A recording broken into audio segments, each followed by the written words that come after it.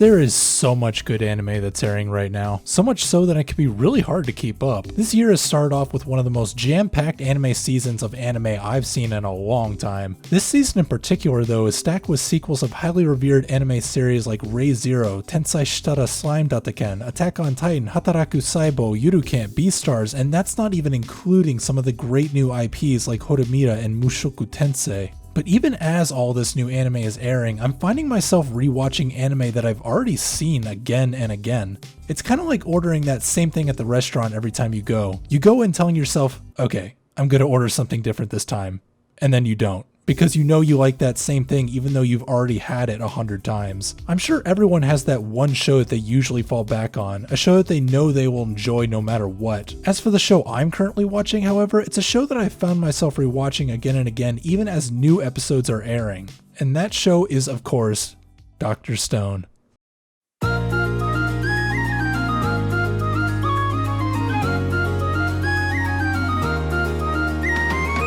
I'm sure if you clicked on this video you already know all about this show, but if you aren't, I'll give you the 10-second rundown. One day, every human in the world got turned into stone. Thousands of years pass before an unfairly smart high schooler named Senku breaks out of his petrification and starts his quest to rebuild civilization one invention at a time. It's probably the most scientifically packed anime out there, and yet somehow it's not boring. It makes learning fun. Although, I gotta say, after rewatching the show like 3 times, I still don't remember how Senku did half the stuff that he did. It fascinated me, but I didn't actually retain any knowledge. Why is that? What is it about this show that keeps bringing people back? Well, we can at least rule Sakuga out because really there isn't any, except for maybe that sick acrobatic cut from season 2. That's not to say that the animation is lackluster though, but I think it's the artwork that really makes this show pop. It's got this super intense vibe to it that just draws your eyes in, and it's mixed with some of the most over-the-top voice acting I've ever heard. No matter what's actually going on at the moment, this style makes everything seem epic. I'm not normally a fan of loop animation or still frames, but the character design here really just never gets old to look at. Thanks to South Korean illustrator Boichi, it's got this less traditional form of character design that just begs for your attention. But that alone isn't what kept bringing me back to watch another episode. No, it's something far less superficial than the animation or the voice acting. I know that everyone has their own reason for liking a show, but after watching other video essays, reaction videos, and listening to my own friends' opinions on the show, I realized that the overall enjoyment of the series always revolves around one character, Senku. Bottom line, if you don't like Senku, then you probably don't like Dr. Stone. It's not like other shows such as maybe Death Note where the main character is universally hated but doesn't obstruct from the enjoyment of the show. No, I believe the likability of Senku is paramount to how much you actually like this series. Maybe not by like a 1:1 ratio, but pretty damn close. And with about an 8.3 on my anime list for the first season, I'd say that this character is pretty universally liked.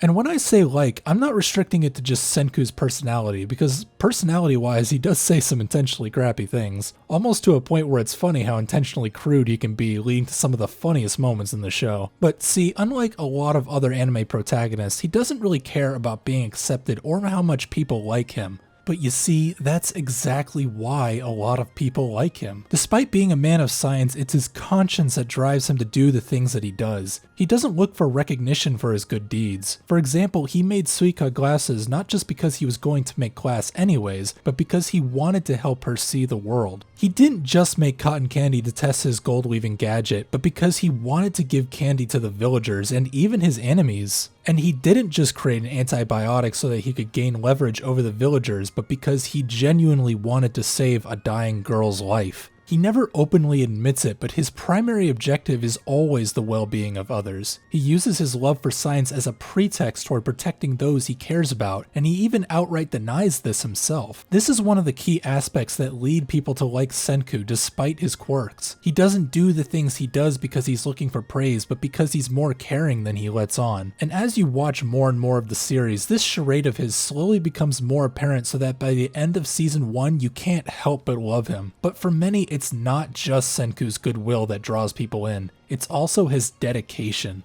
For me personally, a large part of my enjoyment in this show is following the process of starting from nothing and slowly working to accomplish your goals with this upbeat tempo that really makes you feel like you're making progress little by little. It's one of the bigger themes in this show and one that resonates with me very well. It almost makes me idolize Senku in a way for never giving up once he starts working on something. Not everyone has the dedication to do that. Many of us give up halfway. Hell, about half the videos I start making I never finish. Seeing the fruits of hard work pay off is truly rewarding to watch unfold because you know that to achieve that goal, that person had the will to never give up. Now, the theme of never giving up is littered in most of mainstream anime, but unlike other anime, the philosophy of it is never actually put front and center or directly spelled out for you. Senku never directly says that he'll never give up. Instead, in true scientific fashion, it's shown through his actions alone. If he hits a roadblock, he doesn't complain. He just keeps finding a new way to proceed no matter how much of a pain it is. To Senku, this is what it means to be a scientist.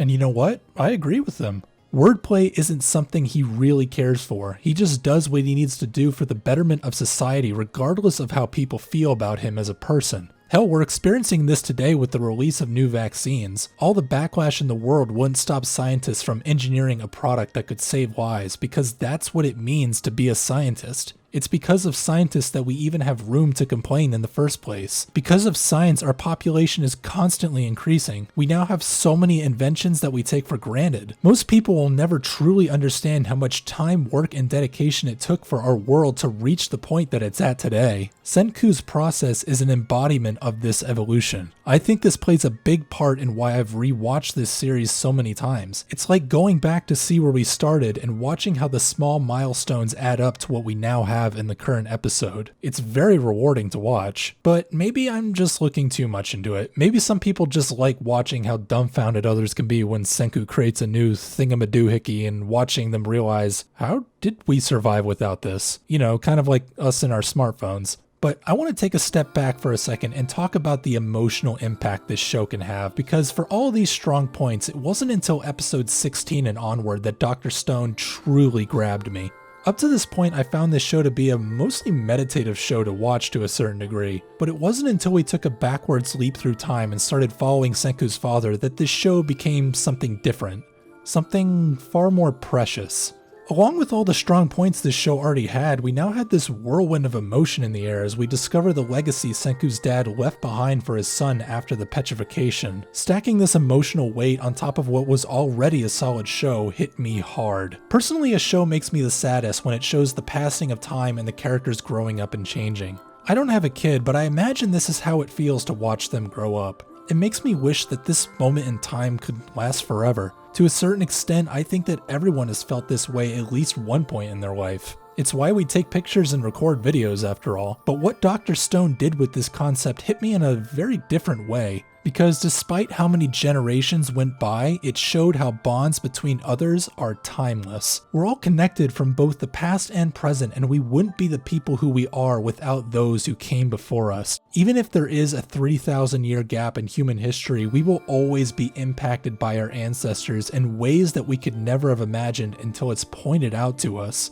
Just like how the innovations of people throughout history gave Senku the knowledge he uses today, Senku's dad's actions in the past gave Senku a fighting chance in the future. This whole time I had been wistfully fascinated with what Senku would build next, but this part in the anime is what really made me love science. Because science isn't just a logical mathematical way of thinking. It can be used as a surrogate to entrust knowledge to future generations. Senku's relationship with his dad is a relationship powered by science, not just in material terms, but in retrospective terms. This made me realize why Senku loves science so much, because not only is it a way for us to make sense of this crazy huge world we live in, but it also enriches us and connects us through time and space. I think it's that latter part that Senku truly holds dear the most. And at the end of the season, we finally get to see the culmination of this ideology when we see the past and present fully connected, with a song that carried the will and emotions of the previous world and entrusted it to the next generation. A will they never knew existed until they heard it with their very own ears.